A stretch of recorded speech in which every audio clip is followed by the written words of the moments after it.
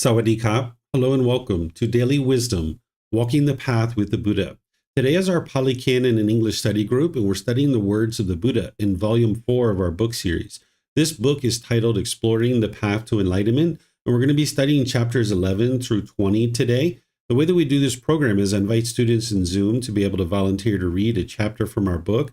Then I'll share some teachings on that, and then I'll open up to any and all questions that you have, whether you're in Facebook, YouTube, or in Zoom. You can ask questions by putting that into the comments section, or if you're in Zoom, you can electronically raise your hand to ask any questions or to volunteer to read.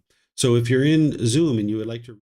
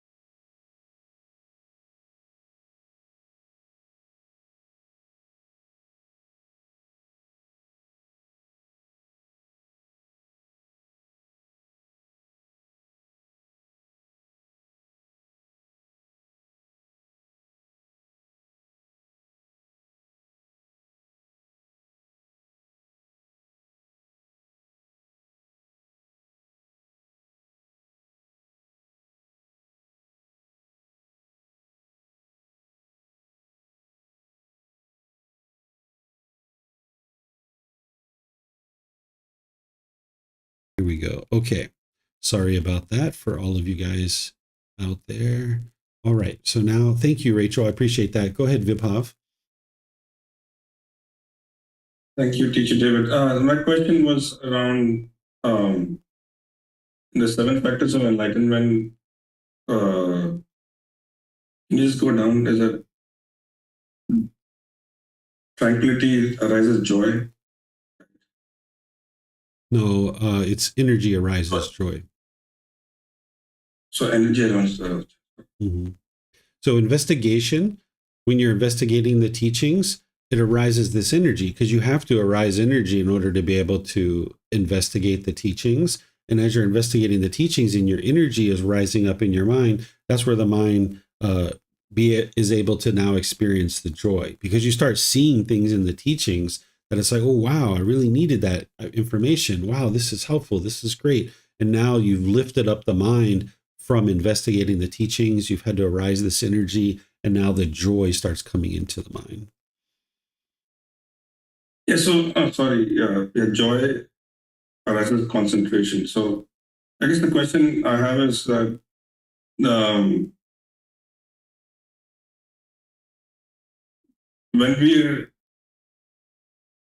I see the part where, like, when we are like investigating the teachings, that there is the energies aroused, like the joy is aroused when you like see things in the teaching that are true and that really work, and it really kind of uplifts the mind.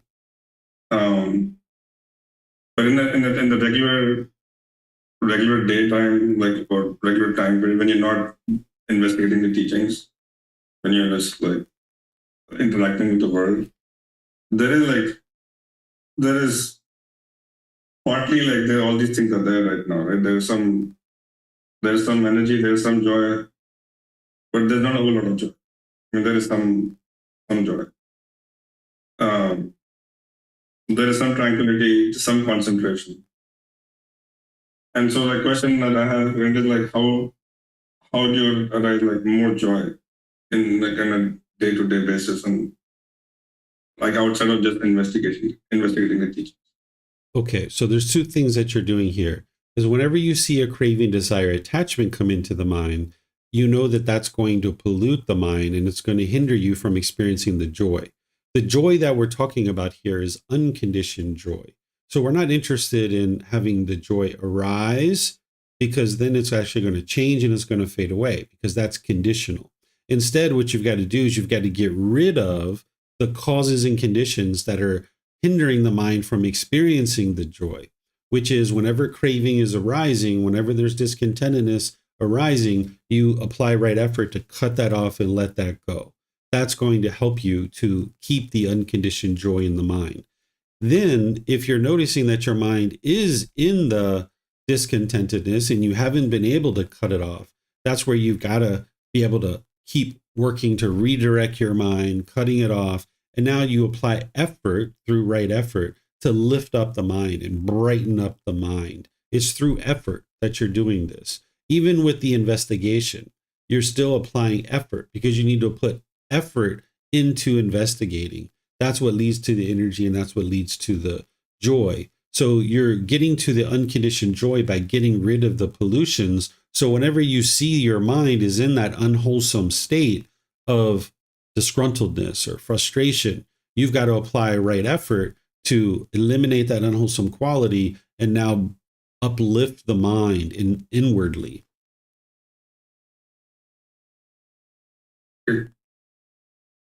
Thank you. Yeah, you're welcome. Let me see if we have anything. I don't think we have anything online because those guys couldn't hear me. Okay. So, all right. So now it looks like we'll go to the next one. Each one of these today isn't this long. Here we've got a series of 3 individual chapters, which are actually going to be teaching the 3 universal truths. So if someone would like to read this first one, and then we'll kind of skip over the next 2, I'll show you how we're going to do that. So go ahead, Vibhav. Thank you. The suitable way for attaining Nibbana, enlightenment, first discourse. Monks, I will teach you the way that is suitable for attaining Nibbana, enlightenment. Listen to what and attend closely, I will speak. And what monks is the way that is suitable for attaining Nibbana? Here, a monk sees the eye as impermanent. He sees forms as impermanent. He sees eye consciousness as impermanent. He sees eye contact as impermanent. He sees as impermanent whatever feeling arises with eye contact as conditioned, whether pleasant or painful, or neither painful nor pleasant. He sees the ears as impermanent. He sees sounds as impermanent. He sees ear consciousness as impermanent. He sees ear contact as impermanent. He sees as impermanent whatever feeling arises with ear contact as conditioned, whether pleasant or painful, or neither painful nor pleasant. He sees the nose as impermanent. He sees odors as impermanent. He sees nose consciousness as impermanent. He sees nose contact as impermanent. He sees as impermanent whatever feeling arises with nose contact as conditioned, whether pleasant or painful, or neither painful nor pleasant. He sees that the tongue is impermanent. He sees flavors as impermanent. He sees tongue consciousness as impermanent. He sees tongue contact as impermanent. He sees as impermanent whatever feeling arises with tongue contact as conditioned, whether pleasant or painful, or neither painful nor pleasant. He sees the body as impermanent. He sees physical objects as impermanent. He sees body consciousness as impermanent. He sees body contact as impermanent. He sees as impermanent whatever feeling arises with body contact as conditioned, whether pleasant or painful, or neither painful nor pleasant. He sees the mind as impermanent. He sees mental objects as impermanent. He sees mind consciousness as impermanent. He sees mind contact as impermanent. He sees as impermanent whatever feeling arises with mind contact as conditioned, whether pleasant or painful, or neither painful nor pleasant. This, monks, is the way that is suitable for attaining Nibbana, enlightenment. Okay, thank you, Vibhav. So here, this first discourse is the first discourse for helping you to pull together multiple teachings. So here, what the Buddha is saying is all these things are impermanent. He's talking about the internal sense bases here, the eye, the ear, the nose, the tongue, the body, and then the mind itself. Those are called the internal sense bases. Those are all impermanent. We can see and verify for ourselves that yes, those are impermanent. Then whatever that particular internal sense base interacts with, that is called the external sense base. So the eye sees physical forms. The physical forms are the external sense base. For the ear, the external sense base is sounds. For the nose, it's odors. For the tongue, it's flavors. For the body, it's physical objects. For the mind, it's mental objects. And in this case, we're using mental objects to say anything that goes through the mind, thoughts or ideas. Typically, we use the word mental objects to relate to the 10 fetters. But here, when we talk about the 6 sense bases, we're using it more broadly, that the mental objects is anything that goes through the mind, thoughts, ideas, anything in the mind. Okay? So what the Buddha is saying is that this internal sense base and this external sense base, they are impermanent. And this is very important to understand because the mind craves permanence in the unenlightened state. We think all these things are permanent. So with our eyes, we see our youthful appearance in the mirror when we're young, and we think that, wow, this is so great. We look so young. But then as we age, we see wrinkles and moles and pimples and gray hair, and we start losing our hair. You might be upset or frustrated by that. That's because the mind's craving that permanent youthfulness. But we need to be able to see like, hey, all this stuff is impermanent. So here, when we have the internal sense base and the external sense base, when the mind becomes aware of the external sense base in the mind, we call that eye consciousness. So when you have an internal sense base and an external sense base, and the mind becomes aware of it, that is called eye consciousness or ear consciousness, nose consciousness, tongue consciousness, body consciousness, or mind consciousness. It's now aware of it. And that is also impermanent. Now the combination of the internal sense base, the external sense base, and the consciousness being aware, we call that contact. that you've now been contacted through the eye, because you have this internal sense base, you have the external sense base, and the mind is now aware of it. So now you've been contacted. Well, that is impermanent too. And then also any feeling that arises as a result of that contact, whether it's pleasant, painful, or neither painful nor pleasant, that is all impermanent too. And this is important because sometimes when you get those pleasant feelings, you might want to cling to those, but it's coming from contact through the sense bases. So here, the Buddha is helping you to be able to see each one of these things is impermanent, which is helpful for you to gain that wisdom, because then you can understand that the mind keeps craving this permanence, and you see how silly the mind is that it keeps craving for all these things to be permanent when in reality they're impermanent. So you guys probably gathered this from all the foundational classes when I taught the universal truth of impermanence, but now the Buddha is breaking it down piece by piece by piece and showing you each individual sense base and how each individual thing is happening.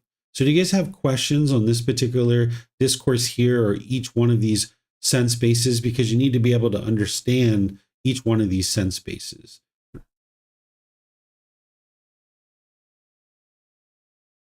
Okay, it looks like Tonka's asking a question.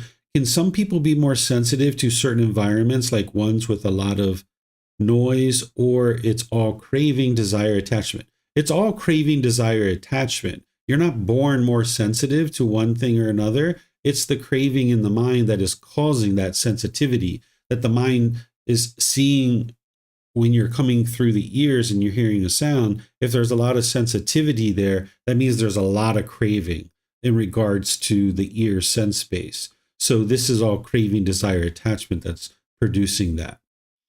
Looks like Kristen has a question. Go ahead, ma'am. Yeah, thank you, teacher. I think you just sort of answered it. So now when the mind or like there's contact made through the sense bases, obviously we can't really stop that from happening, right? I mean, that's going to happen no matter what. Mm-hmm. So really, so I understand the only thing that I'm really trying to, or that I really have control over is whether or not there's the craving, or controlling, letting go of that craving when that contact is made. Because that's just going to happen regardless, right? That's just part of living. Yes, that's true. That even as an enlightened being, you're still going to experience contact through your sense bases. But because there's no craving in the mind, there's not going to be an arising of a pleasant, painful, or neither painful nor pleasant feeling. But in this period of time of training, you can use this understanding that you can protect the mind, that you can eliminate contact in order to protect the mind. Ultimately, you're going to need to be able to be in any situation and still be able to be completely peaceful and joyful. But in the process of doing that, sometimes you need to eliminate contact in order to give the mind a reprieve a bit so that you can work on cutting off the craving.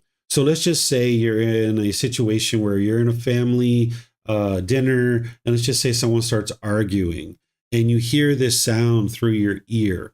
And you're noticing your frustration coming up, and you're noticing it even maybe as a bodily sensation. And you're cutting it off and trying to cut it off and trying to cut it off and trying to cut it off. And you just can't cut it off. And it becomes a feeling. And now you're starting to notice the frustration in the mind. And you know, if you continue to stay there, that frustration is going to keep building. And now it's going to move into your speech and your actions. And it's going to start producing unwholesome karma for you. So in this situation, you would like to step away. Maybe you go to the bathroom for 5 or 10 minutes, calm down. Maybe you go outside, you walk around, or maybe you just choose to leave the entire event and say, hey guys, we'll catch up later. I need to get going. Even though you're like right at the beginning of dinner or the middle of dinner, you step away, maybe leave some money for people to pay your portion of the bill, and now you walk away. And now that allows you to now break contact to be able to cut off and let go. Over time, you won't have to do that. But while your mind's in training, there's going to be some times where you need to do that, because if you let the discontentedness come up into the mind too much, it's going to come into your speech and actions, and now you're going to produce unwholesome karma, and you're not interested in doing that. Thank you. I understand. Okay. All right. So I don't see any other questions anywhere. So the next two chapters are very similar to the one that we just read. It's just with discontentedness and non-self. So what the Buddha is teaching you here is all of this contact and all this experience that you're having through each of your sense bases, it's all going to lead to discontentedness. If you allow the mind to keep experiencing that over and over and over again, if there's craving in the mind, it's going to keep experiencing discontentedness, and your mind's going to stay wired that way. So he's helping you to be able to see that this is the doorways, that you're experiencing contact through these doorways, and it's leading to discontentedness. And then the next chapter, chapter 14, he's doing the same thing, and he's saying all of this contact that you're experiencing through these sense spaces, it's not yourself. It's not who you are, right? So if you hear somebody say, you are blah, blah, blah, blah, blah, blah, blah, blah, blah, that's not you. It's not who you are. It's just a sound. That's all it is. And there's been some contact through the ear. But when you have this personal existence view, you're going to hear someone say something, and you're going to say, how dare you disrespect me? How dare you talk to me that way? Right? This is the mind's personal existence view and the conceit coming in, right? So you need to be able to see all these contact that you're having through the eyes, the ears, the nose, the tongue, the body, and the mind itself. This isn't you. It's not who you are. Because the mind's going to, with its lack of wisdom and its personal existence view, it's going to think that this is you and this is who you are. And now it's going to lead to discontentedness. So do you guys have any questions on these other two chapters of discontentedness and non-self that the Buddha's bringing to your attention here, that this stuff that's coming through the sense bases, it's going to lead to discontentedness if there's craving, and this is not who you are. It's not yourself.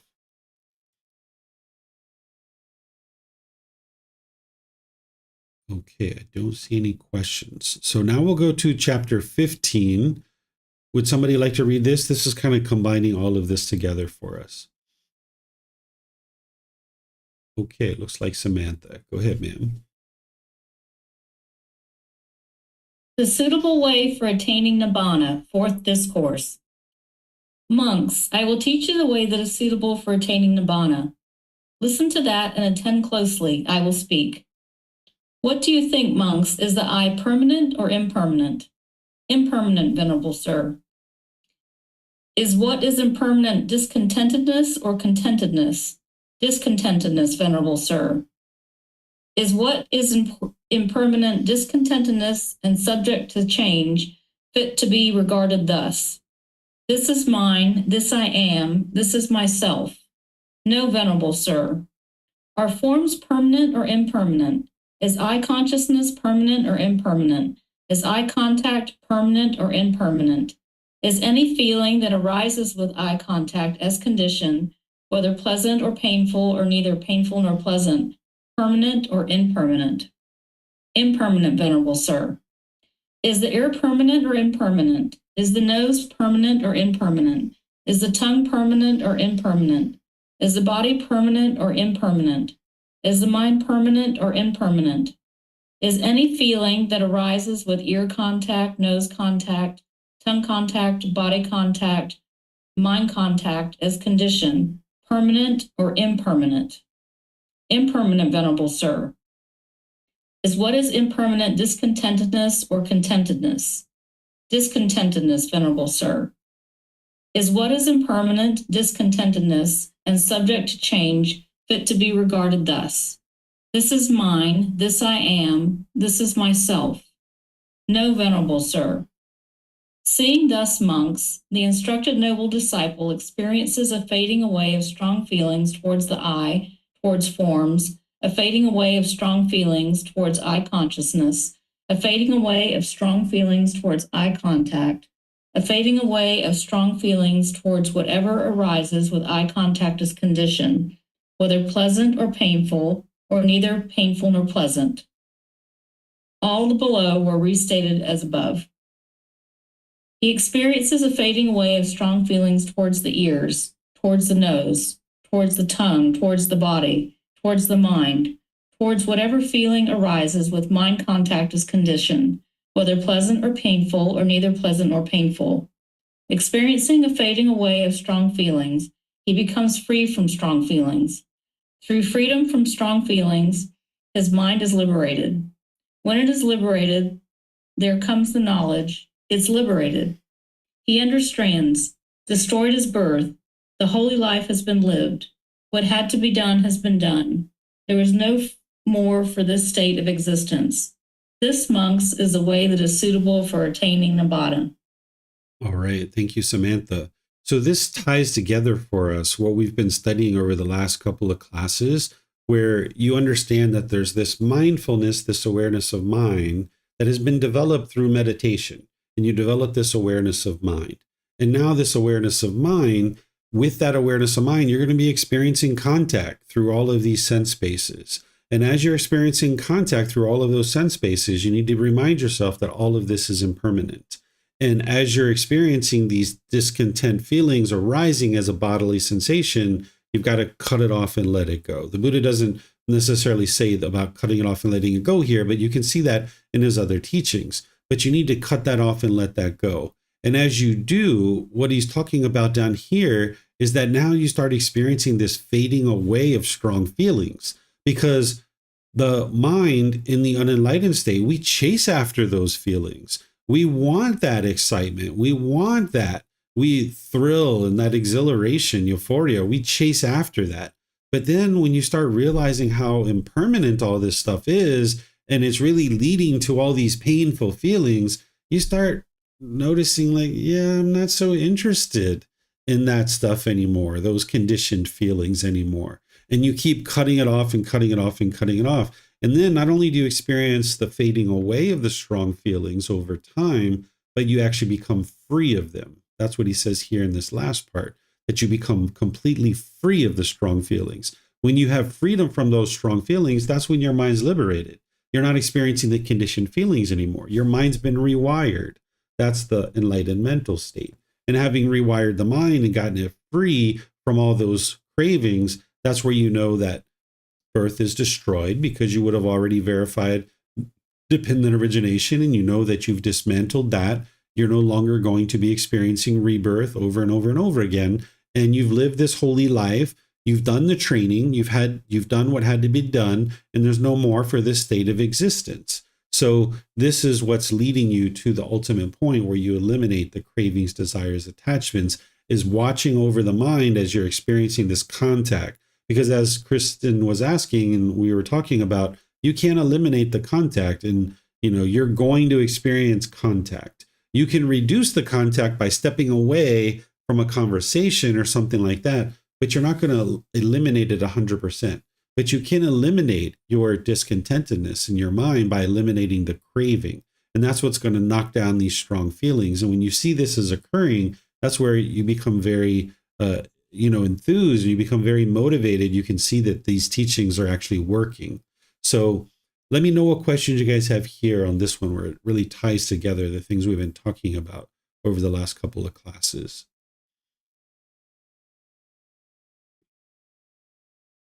Okay, I don't see any questions anywhere. So we'll go to chapter 16. Is there someone who would like to read this one? Okay, this is Kristen. Go ahead, ma'am. Thank you, teacher. Okay, sorry. Dispelling the contact. Monks, consciousness comes to be based on two things. And how, monks, does consciousness come to be based on two things? Consciousness is based on the I and forms. There arises I consciousness. The I is impermanent, changing, becoming otherwise. Forms are impermanent, changing, becoming otherwise. Thus, these two things are moving and fluctuating, impermanent, changing, becoming otherwise. I consciousness is impermanent, changing, becoming otherwise. The causing condition for the arising of I consciousness is also impermanent, changing, becoming otherwise. When monks, I consciousness has arisen based on a condition that is impermanent, how could it be permanent? The meeting, the encounter, the combining of these three things is called eye contact.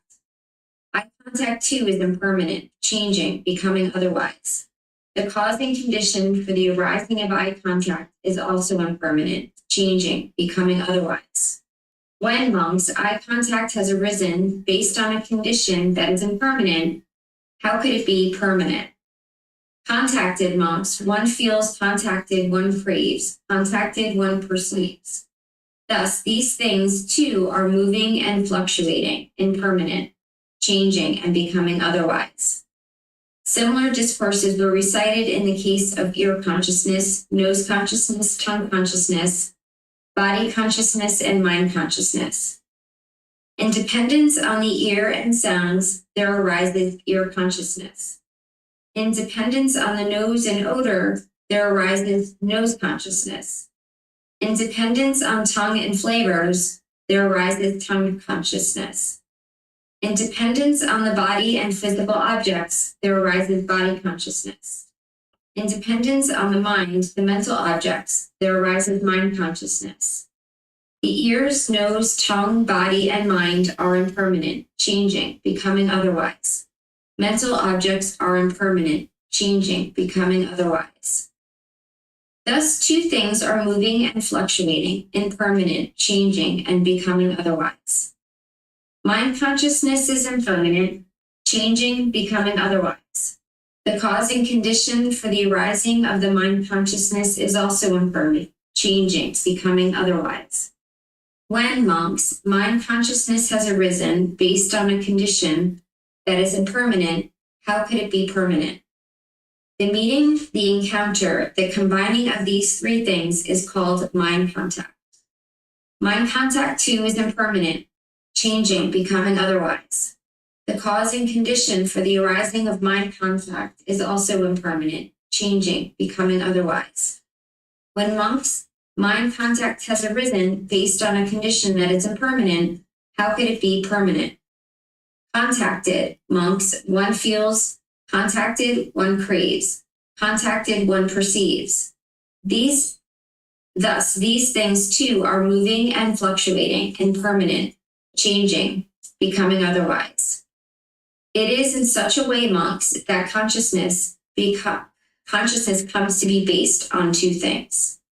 Okay. Thank you. Thank you, ma'am. So this is the discourse that helps you to understand the previous discourses. I already explained it to you in the previous discourses, but here you have the words of the Buddha to be able to confirm what it is that I shared with you. That here he's saying that consciousness comes to be based on two things. It's the I in the form, right? So the internal sense space and the external sense space, there arises I consciousness. So when you have an internal sense space and an external sense space, when the mind becomes aware of this, that's what we call eye consciousness or ear consciousness or nose consciousness and so forth and so on. And then once you understand that, then he goes on to explain that these two things are impermanent. The eye is impermanent. The physical form is impermanent, becoming otherwise. These two things are moving and fluctuating, right? So there's the internal sense space, external sense space. Those are impermanent. And now he's saying those two things we're going to call eye consciousness. Well, once we have eye consciousness, where the mind is aware of what it's seeing through the eye, that is impermanent too. It's changing and becoming otherwise.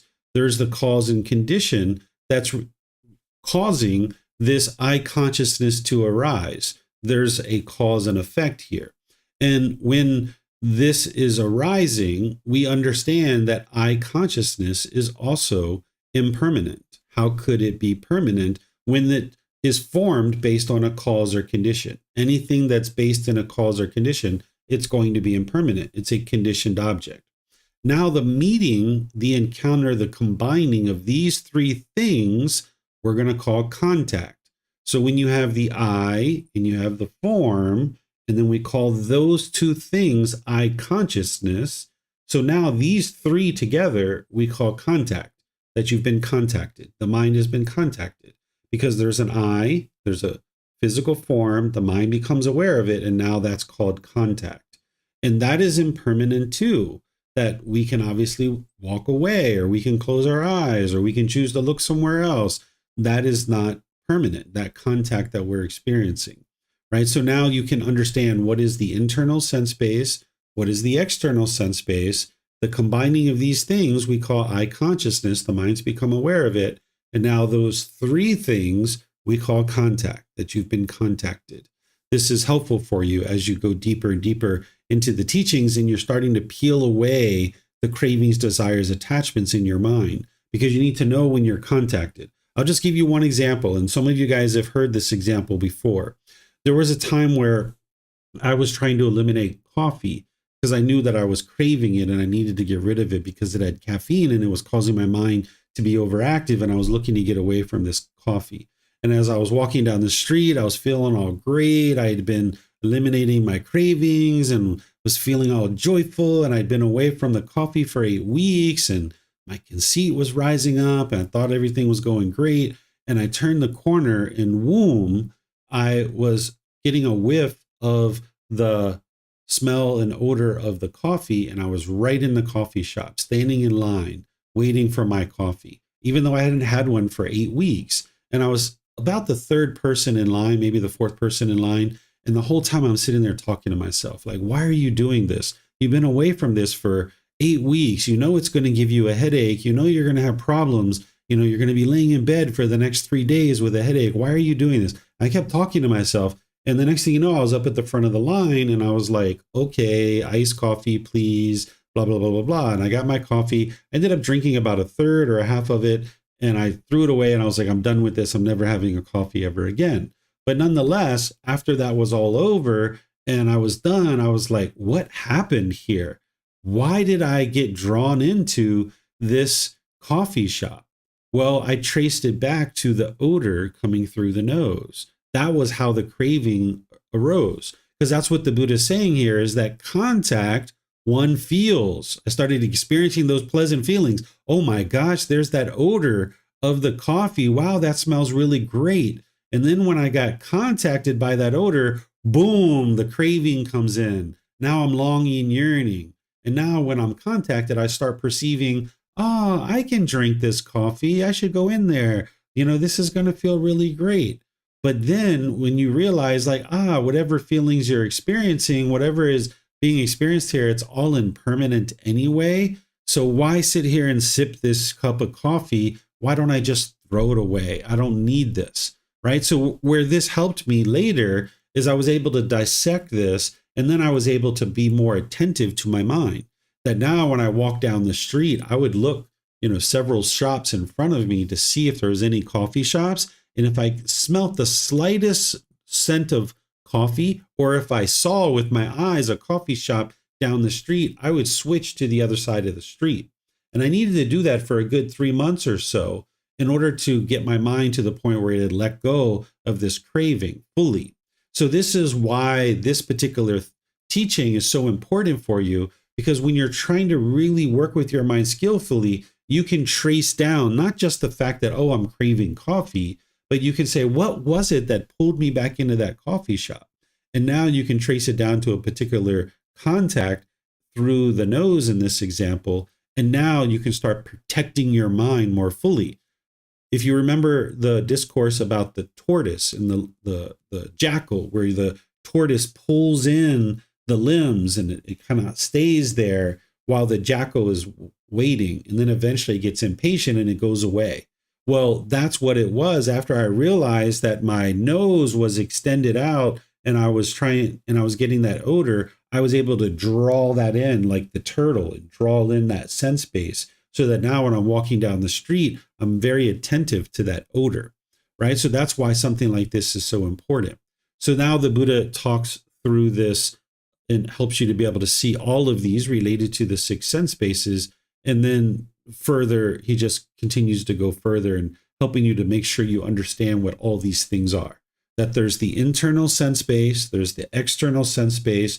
The combination of the two is the mind is now aware of this, and you need to understand all of that is impermanent, and we call that contact. And now that there's contact, that is impermanent too, because your mind's going to sit there and long and yearn. It's going to crave when it smells that odor of the coffee or hears a certain sound or something like that. It's going to long and yearn. That's what he's explaining to you up here in the middle, that because you've been contacted, now this is what the mind's going to experience. And you've got to step in the middle of that and cut that off and say, no, I'm not going to let you do this. I sat there in the line, mulling over in my mind, like, why are you doing this? Why are you doing this? I wasn't strong enough. The mind wasn't strong enough at that point.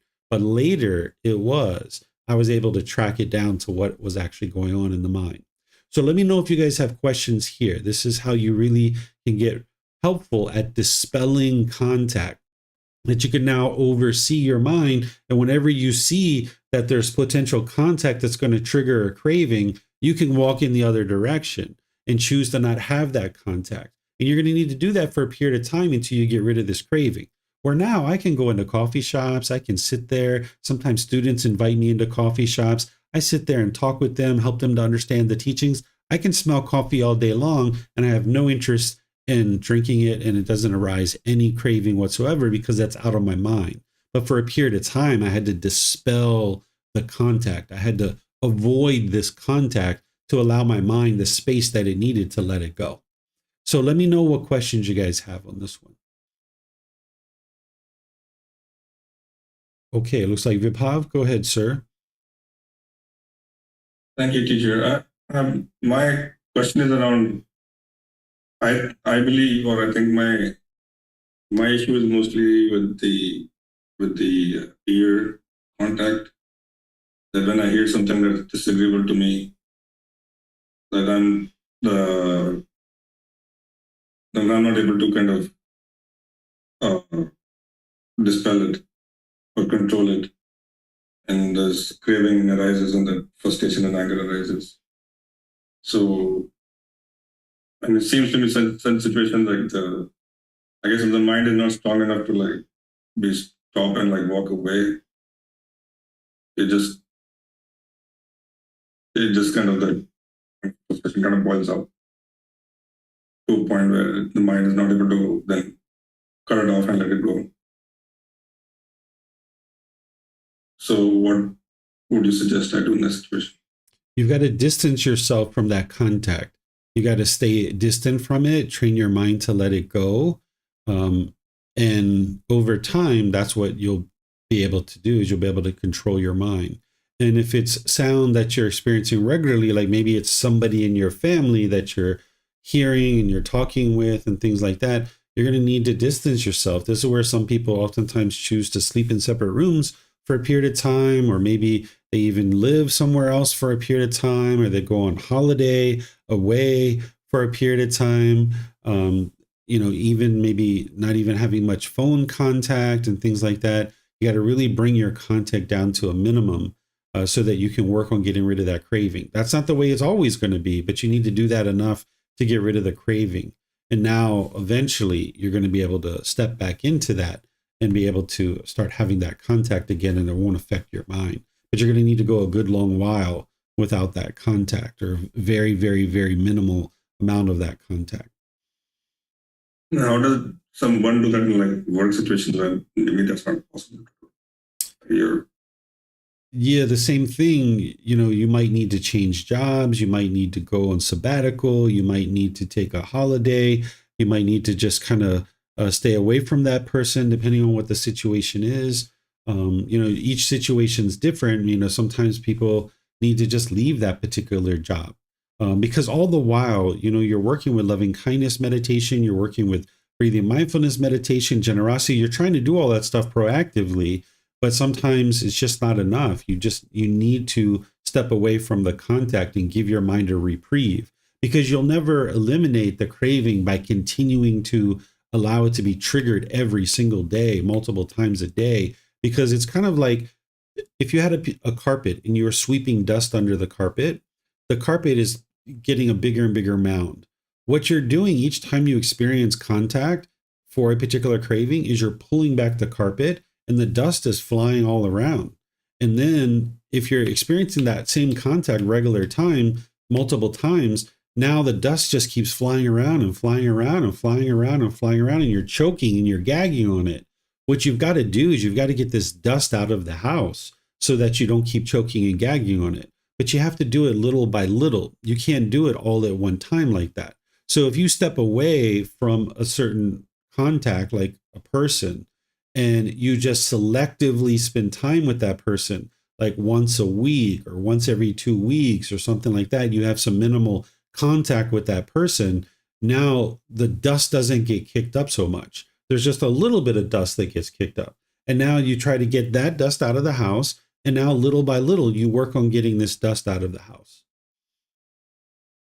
Okay, thank you. Mm-hmm. Okay. Hello to all of you guys on YouTube. Sorry. Okay, so Rachel has a question here. I'm not sure that I'm seeing all of it. I just see the part where you say, sorry, I mean the difference between aversion and dispelling contact. I didn't see the first part of that question, Rachel. And I don't know that it's here anywhere. Maybe you need to elaborate on that, and I can answer you after the next chapter. Okay, so I'm going to go to the next chapter. So if you guys would like to read this one, chapter 17, is there someone who would like to read it? Okay, looks like Judy. Go ahead, ma'am. Direct development of the Noble Eightfold Path. Monks, when one knows and sees the I as it actually is, when one knows and sees forms as they actually are, when one knows and sees I consciousness as it actually is, when one knows and sees I contact as it actually is, when one knows and sees as it actually is, the feeling felt, when one knows and sees it as it actually is, felt as pleasant or painful, or neither painful nor pleasant, that arises with eye contact as condition, then one is not inflamed by craving for the eye, for forms, for eye consciousness, for eye contact, for felt as pleasant or painful, or neither painful nor pleasant, that arises with eye contact as condition. When one resides uninflamed by craving, unfettered, unobsessed, reflecting on danger, then the five aggregates affected by clinging are diminished for one in the future. And one's craving, which brings renewal of existence, is accompanied by excitement and desire. And excitement in this or that are abandoned. One's bodily and mental troubles are abandoned. One's bodily and mental torments are abandoned. One's bodily and mental fevers are abandoned, and one experiences bodily and mental peacefulness. The view of a person such as this is right view. His intention is right intention. His effort is right effort. His mindfulness is right mindfulness. His concentration is right concentration. But his bodily action, his verbal speech, and his livelihood have already been well purified earlier. Thus, this noble eightfold path comes to fulfillment in him by development. When he develops this noble eightfold path, the four foundations of mindfulness also come to fulfillment in him by development. The four right kinds of striving also come to fulfillment in him by development. The four bases for spiritual power also come to fulfillment in him by development. The five sense bases also come to fulfillment in him by development. The five powers also come to fulfillment in him by development. The seven factors of enlightenment also come to fulfillment in him by development. These two things, serenity and insight, occur in him combined evenly together. He fully understands by direct knowledge those things that should be fully understood by direct knowledge. He abandons by direct knowledge those things that should be abandoned by direct knowledge. He develops by direct knowledge those things that should be developed by direct knowledge. He realizes by direct knowledge those things that should be realized by direct knowledge. All the below were restated as above. When one knows and sees the ear as it actually is, when one knows and sees the nose as it actually is, when one knows and sees the tongue as it actually is, when one knows and sees the body as it actually is, when one knows and sees the mind as it actually is. These are the things that should be realized by direct knowledge. Thank you. Right. Thank you, Judy. So what is this that the Buddha is talking about, that when one knows and sees it as it actually is? What's he talking about here? He's talking about what we just studied. When one sees as it actually is that these things are impermanent, then they're not inflamed by craving anymore. They understand that all this stuff is impermanent. When your mind intellectually understands that this ear contact, for example, is impermanent, but you haven't deeply soaked that into the mind, you'll still have craving because there's still ignorance in the mind. when you're contacted in the ear, you get inflamed and you get angry. But that's because the mind hasn't fully cultivated the wisdom. But when you know as it actually is, that the I is impermanent, the form is impermanent, the I consciousness is impermanent, the eye contact is impermanent, then when you know as it actually really is, that you don't have this inflamed craving anymore. One is no longer inflamed with craving, right? You don't experience that any longer. That's when you fully cultivated the wisdom. So this is where you can intellectually understand that something's impermanent, but your mind hasn't fully cultivated the wisdom yet. It still has that unknowing of true reality, and that's why the craving still exists there. So you've got to go beyond the intellectual understanding to deeply soaking it into the mind. So maybe when you hear that sound, Vibhav, and you're noticing the frustration arising, as you're walking away, you repeat in your mind, it's impermanent, it's impermanent, it's impermanent, it's impermanent, it's impermanent. You got to deeply soak that into the mind, because if you didn't know that it's impermanent, then that craving is still going to be there and it's still going to arise the frustration. But if you can soak it into the mind, then you'll know that it's impermanent, and then you won't experience it because you will have eliminated the craving. So the Buddha is going through these and helping you to understand that once you know and see as it really is, that now your mind isn't going to be inflamed with this craving. And this is where all your troubles are abandoned and you experience this peacefulness, bodily and mental. And then, having already purified your moral conduct, that's what he's talking about here, with the bodily, verbal, and livelihood are already purified. That means that now, having soaked into the mind that all this contact is impermanent and you're cutting off and letting go, now this is where you've fully brought the Eightfold Path into perfection and full development, because you've already purified your moral conduct, and now it's just a matter of fine-tuning your mind by using right mindfulness to watch over the mind, applying right effort whenever you notice that you need to eliminate certain unwholesome things and cultivate certain wholesome things. That's what the Buddha gets to down here, where he says he abandons those things that should be abandoned. Those are the unwholesome qualities. And then he develops those things that should be developed, right? Because you have knowledge of what should be developed. So what you're working to abandon? Craving, anger, and ignorance. Whenever you see that arise in your mind, those are unwholesome qualities. You got to get rid of it. Whenever you are looking to cultivate the wholesome qualities, that's generosity, loving kindness, and wisdom.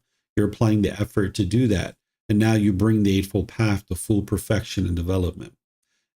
This is the tweaking of the mind. So what questions do you guys have here on this particular chapter?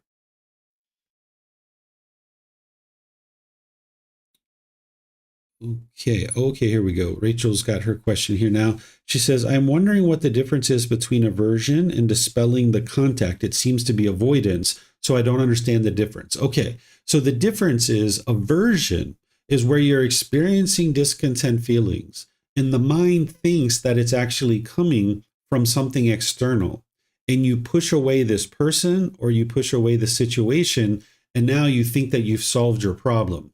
In this situation, you have wrong view, that you think that the problem is external, and you think that somebody else is causing you to be discontent. But if you're in a situation where you're at a table and somebody is arguing, for example, at dinner, and you hear it through your ear and you notice the frustration arising, you can get up and leave from that situation by maintaining right view. It's now not aversion, that you can step away and know that, hey, I need to work on this craving. And that's the whole reason why I'm stepping away, is because I'm not interested in producing unwholesome karma. And now you can walk away and you can dispel contact and you can train your mind to eliminate this craving. So from the outside looking in, it looks exactly the same. Somebody's getting up from the table and walking away. But it's what's going on in your mind that determines whether it's aversion or whether you're making a wise decision here based on discernment. If you're pushing away this conversation, you're pushing away this person, thinking they're the ones who are causing me to be angry, and I'm going to go away, and now I'm going to live my life, and I'm going to live in my little bubble, and I'm never going to see that person ever again, you haven't actually solved your problem, because there's still the underlying craving that is producing that discontentedness. But if you get up from the table realizing, oh my gosh, there's a lot of frustration in the mind, and I'm not interested in saying something or doing something that would be unwise, I've got to get rid of this craving. Let me step away and go deal with that. This is wise. This is discernment. But again, from the outside looking in, it looks exactly the same. It's what's going on in your own mind and whether or not you have wrong view or right view. Okay. I don't see any other questions. So let's go to the next chapter, which is chapter 18. Would somebody like to read this one? Okay, we've got a couple of people here. So go Vibhav and then Samantha. No coming or going, no passing away or arising. And on that occasion, the perfectly enlightened one was instructing, urging, rousing, and encouraging the monk with discussion of the teachings, constant concern with liberation. The monks, receptive, attentive, focusing their entire awareness, lending ear, listen to the teachings. Then, on realizing that the significance of that, the perfectly enlightened one on that occasion exclaimed, one who is dependent has wavering. One who is independent has no wavering. There being no wavering, there is calm. There being calm, there is no yearning. There being no yearning, there is no coming or going.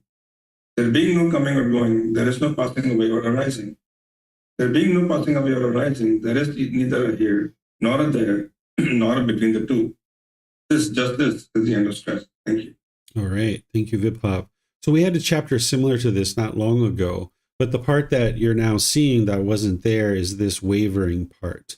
Okay. What the mind will do when it's dependent, meaning it has craving, is it will waver.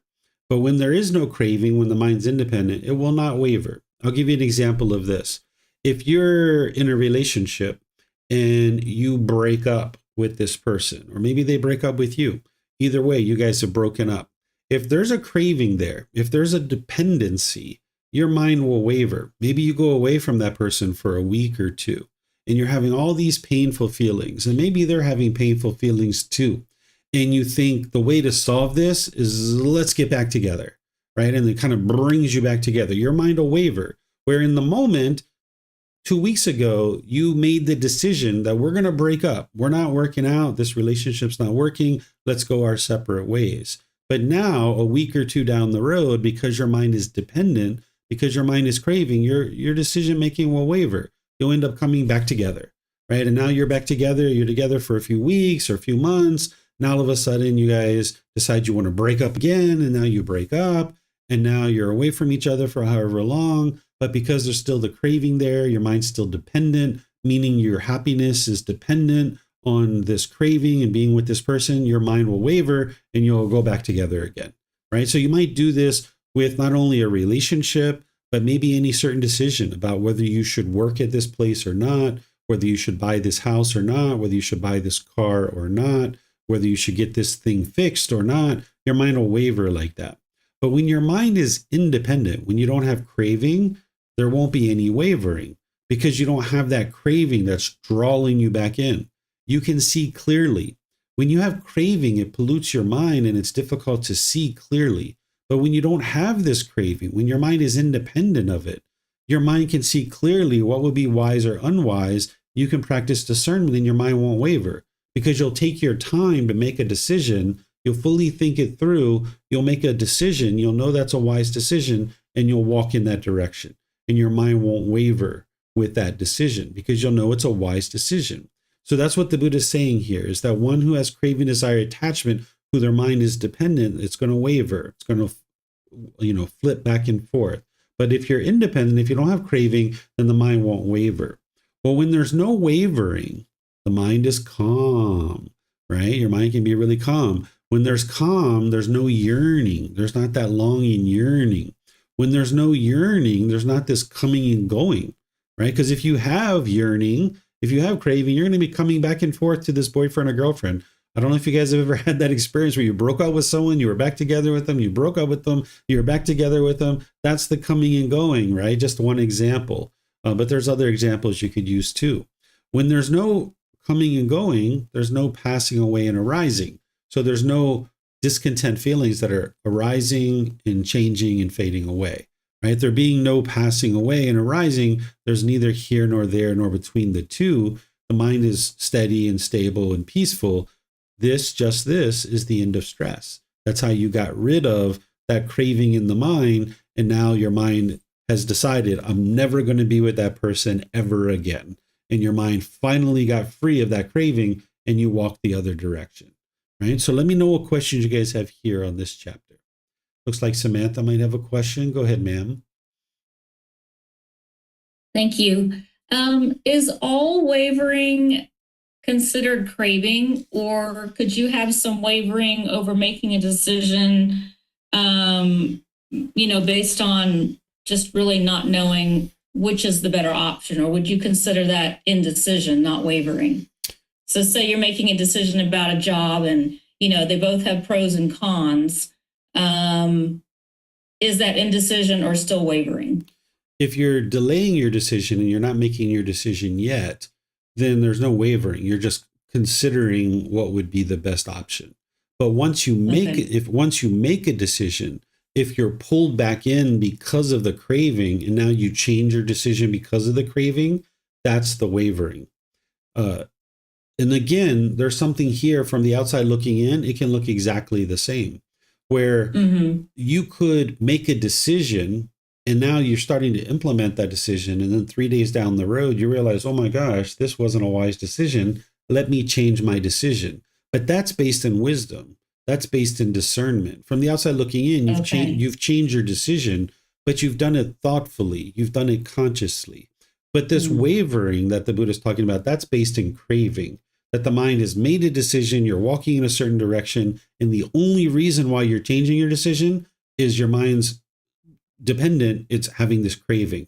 Because there's some decisions you'll make and you thought you had full information and you'll make that decision, and now you'll be walking down the road with that decision and you realize, I didn't have all the information that I thought I had. Now let me change my decision. Your mind's not wavering there. You've just gotten some impermanence, and now with updated information, you just change your decision. That's not wavering. That's discernment there. But this wavering is where there's dependency, where there's craving. Like the great example is boyfriend, girlfriend. You're just going back to that boyfriend or girlfriend because of the craving.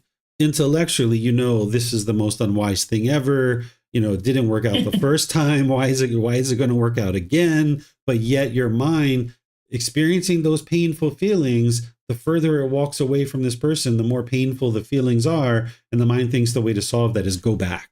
And that's the wavering. Okay, thank you very much. You're welcome. Okay, I don't see any other questions here. Oh, it looks like Kristen or Ted has a question. Go ahead, guys. Yeah, I have a question, teacher, sort of about relationships and sort of the attachment that I have for my partner, Ted. And the thing is, our relationship's not bad. It's not one that I want to get away from. It's not one that I sort of feel like I keep coming and going with. It's sort of steady in there, but there's still that craving. And so we've talked about this, kind of maybe doing certain things that kind of extinguish some of that craving. Like recently we're starting to sleep in separate beds when he needs some extra sleep and he needs to get to bed earlier, and trying these different things. But there's still the craving for him. And I just wonder, will that ever go away? And it's not one that I necessarily need to get away from because he's bad for me, but I don't know if that's even, I don't know, I guess that's just a question. We try to practice different ways of extinguishing it, but it's still kind of always there. And I don't know if it's a yearning but maybe it is. It's hard to see it. Yeah, attachments to parents, life partners, children, brothers and sisters. These are some of the hardest ones to eliminate. It take multiple years to get rid of this. But let me ask you, is this craving or this attachment you have to Ted, is it permanent? Well, nothing's permanent, right? But I feel like it kind of is. Well, Like it's enlightenment is permanent and the natural laws are permanent, but it feels so deep that you can't imagine not having that attachment. I think that's what you're saying, right? yeah, But yes. intellectually, when you look at this craving, is it permanent? No, it's not permanent. It's not, right? Because you didn't have it when you first were born and in your teenage years, Right. you didn't have it, but now you've gotten it. The way that you got this craving is through contact. You hear that deep, raspy voice and that handsome man, and all of a sudden you're, wow, I like that. That sounds really good. And now you hear things, you see things, you smell things. You've had all this contact through all your sense bases with this person. And now you've got all these pleasant feelings that you've had around him. And now the mind is craving and clinging. So it's really hard to eliminate it. So for you, Kristen, and then Vibhav, this is for you too. I should have mentioned this as well about, like work and people who you have craving, desire, attachment.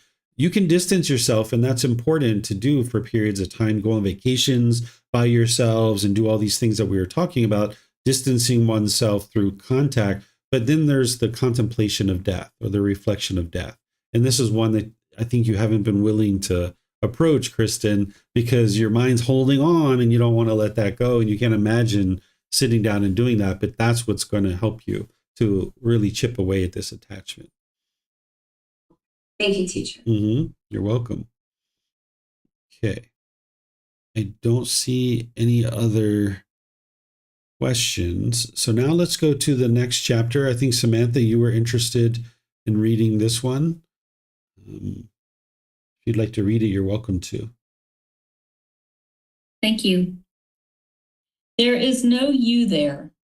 Then Bahia, when for you there will be only the seen in reference to be seen, only the heard in reference to the heard, only the sensed in reference to the sensed, only the recognized in reference to the recognized.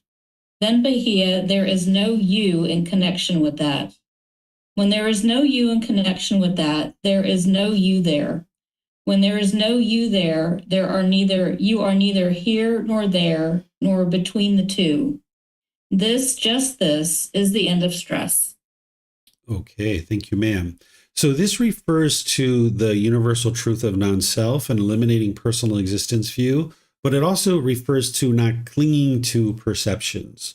Okay, so when he's saying that there's only the seen in reference to the seen, only the heard in reference to the heard, only the sensed in reference to the sensed, only the recognized in reference to the recognized, there is no you in connection with that.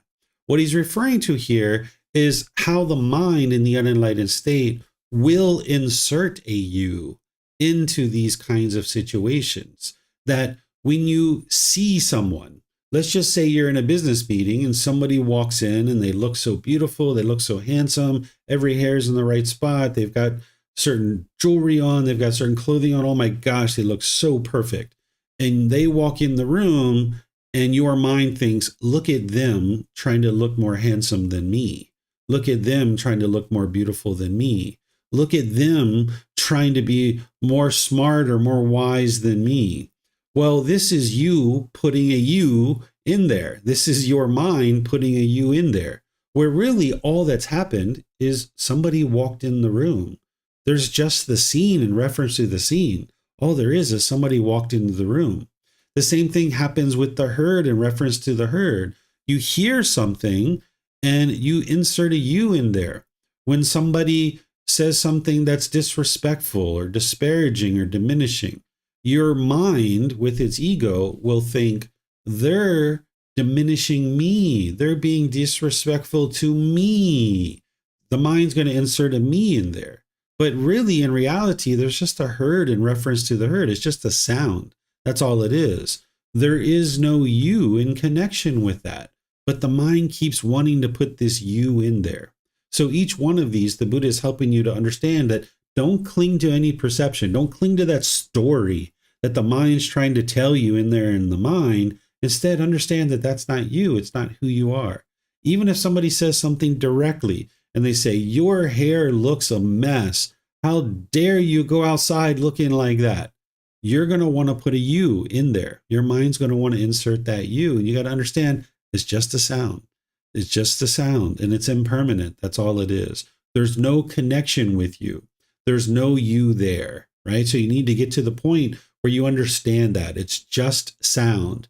It's just contact through these sense spaces. That's all you're experiencing is contact. And your mind's trying to see this contact as agreeable or disagreeable. This is the craving, desire, attachment. And you've got to dispel that. You've got to get rid of that and see the wisdom that, no, I don't need to see this contact as agreeable or disagreeable. It's just a sound coming through the ear. It's just a certain form that I'm seeing through the eye. That's all these things are. And they're all impermanent. So why insert a me into all of this and allow the mind to get upset or angry or frustrated about it? So let me know what questions you guys have here.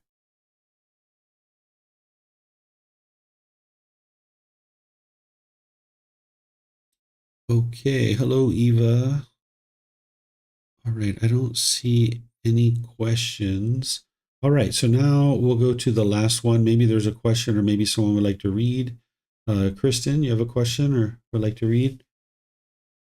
Yeah, it was just a question about the inserting of myself in things. Mhm. Is it, am I inserting myself when it comes to all cravings? Like, so for example, like with Ted being that craving of attachment to him, is it because I'm thinking like I'm inserting myself like he's mine? Is that kind of like the craving of inserting myself? Yeah. Or like someone, okay. To a certain degree, but this is more so related to personal existence view, where the mind thinks that there is a you here. But you can take it to that point too, where you understand that he's not yours. He doesn't belong to you. He's not your husband. He's a he's another being who's walking the face of this earth that you guys have decided to spend time together, but he doesn't belong to you. This will help you eliminate some of the central desire. But this is related more towards personal existence view, where, like, let's just say Ted wears a funny shirt, a silly shirt, and you think it looks horrible on him. And now when you go out with him and you think, my husband looks ridiculous, this is your mind inserting a you in there. And now you feel embarrassed because you think your husband looks in a way that he shouldn't look. This is you inserting a you in there, when in reality it's just the scene in reference to the scene. It's just a shirt. It's just some colors. It's just some fabric. It's not a reflection on you. It's just some fabric. It's an impermanent situation. But your mind's going to want to insert a you in there. Very interesting. So it's just like another layer where there doesn't have to be a me in every attachment that I have, but there can be. It doesn't always have to exist, but it can. Yeah, it can. If there's personal existence view in there and you're inserting a you in there, that's the personal existence view. And there can be the mind having the perception that, you know, that there's a me here, when in reality there's not. So there can be central desire that's triggered at the same time that personal existence view is triggered. So there's the mind with the personal existence view inserting this you, but you're also having this central desire that you want people to talk to you in a certain way. So there's two things that are getting triggered here. And this is where people can become very inflamed, because it's not just one fetter that's being triggered, it's multiple.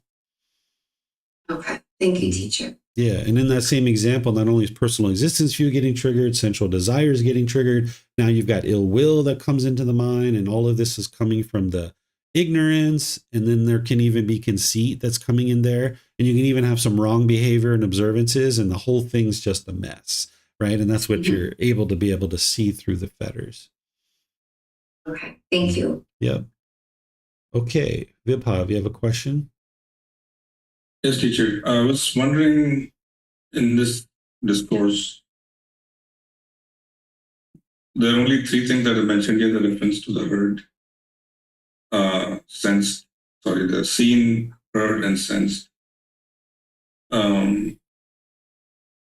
They're like, recognized four.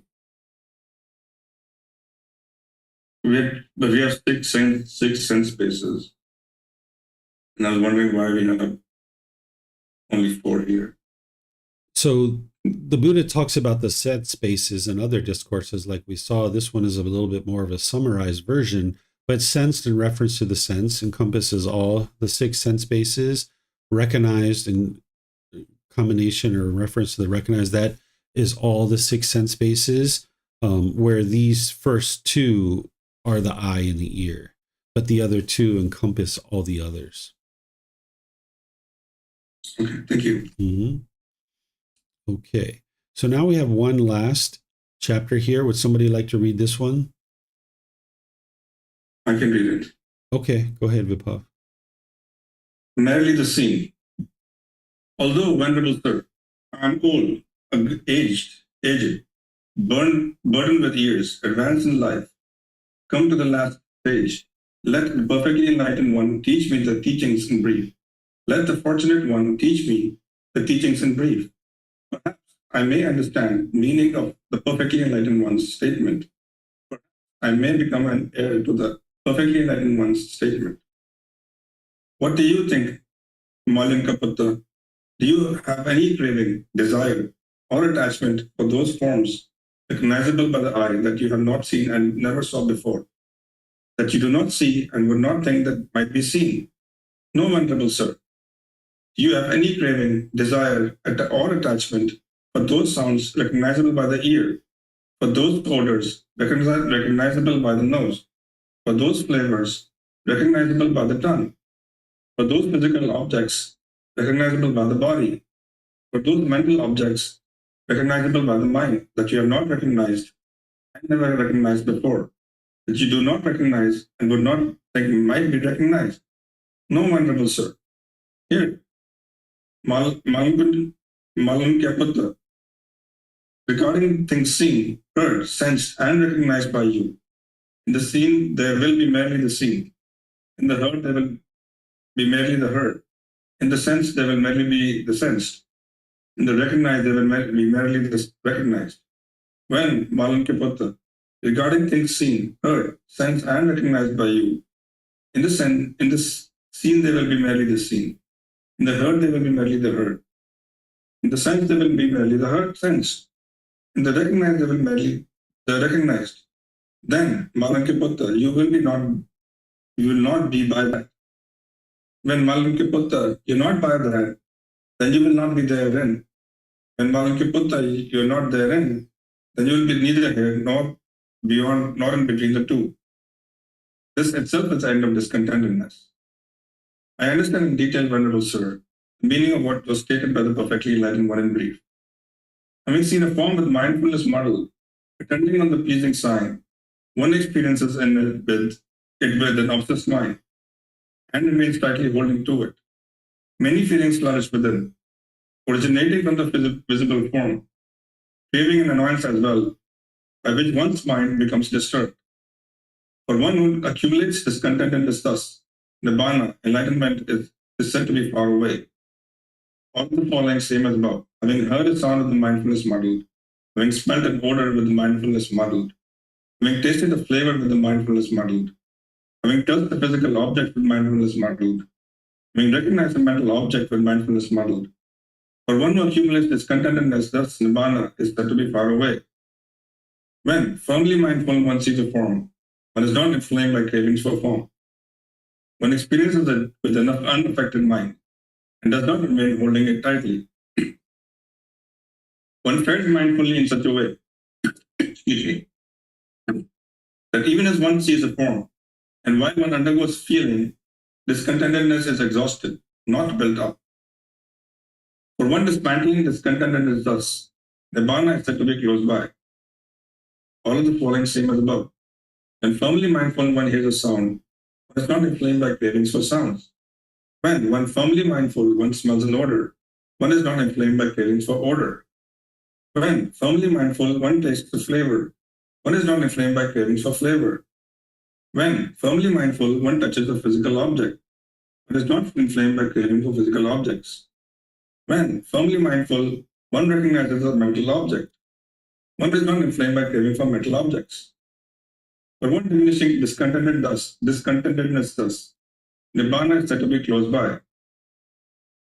It is in such a way, Venerable Sir, that I understand in detail the meaning that was stated by the perfectly enlightened one in brief.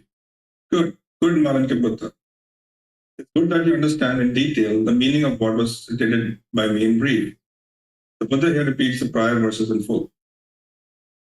It is in such a way, Malanke Buddha, the meaning of what was stated by me in brief, which should be understood in detail. Then the Venerable Malanke Buddha departed, dwelling alone, withdrawn, diligent, dedicated, and determined. And the Venerable Malanke Buddha became one of the Arhats. Thank you. All right. Thank you, Vipav. So this is where the documentation is that one of the Buddha's close students actually became enlightened, an arahant. And this is a conversation that kind of helped lead to that.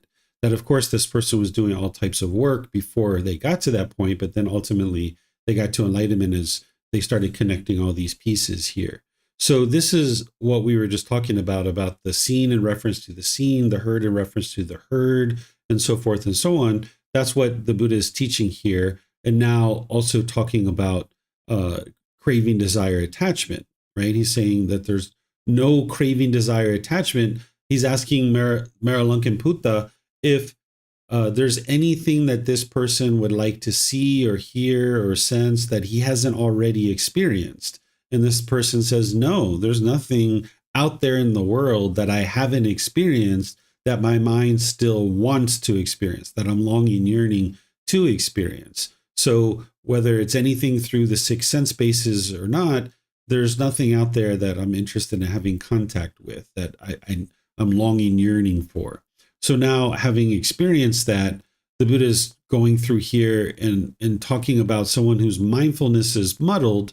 They're far away from enlightenment because they're accumulating discontentedness. They don't have mindfulness. They don't have awareness of mind. They're not aware of those bodily sensations. They're not aware of the feelings coming into the mind. They're not aware of the condition of the mind. They're not aware of the mental objects. So because their mindfulness is muddled, they're accumulating discontentedness, they're far away from enlightenment. But for someone who's firmly developed their mindfulness, and when he's talking about firmly mindful, he's talking about fully developed the four foundations of mindfulness. Now, this person is working on dismantling discontentedness. And that's what he's saying is Nibbana is close by. This is where I've shared with you guys that for someone who develops the four foundations of mindfulness and can cut off and let go every single time at the bodily sensations, they're about 1 to 3 years away from enlightenment at that point. So it'll take you multiple years to get to that point where you can catch your discontentedness every single time as a bodily sensation and let it go. But once you get to that point, enlightenment is close by. That's what the Buddha is saying here. And it's this mindfulness that's going to help you to be able to get there. That's the real linchpin. When he says it again down here in relationship to each one of the individual sense bases, because you need to be able to catch the bodily sensations for each arising of discontentedness when you're experiencing contact through these sense spaces. And that's where your mind's not inflamed by craving. And because of this, you're diminishing discontentedness, you're dismantling it, and enlightenment is close by. So let me know what questions you guys have here. This helps you to be able to see once again how important developing mindfulness is and developing the ability to cut off and let go at the bodily sensations.